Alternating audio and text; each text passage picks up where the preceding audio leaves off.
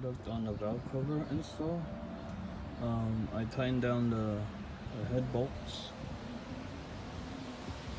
I did it crisscross, top, bottom, and then top left. Same thing with these bolts right here, crisscross as well. And I believe it's 7.5 pounds. Thanks for watching. Like, subscribe, comment, and I'll see you on the next video. Peace.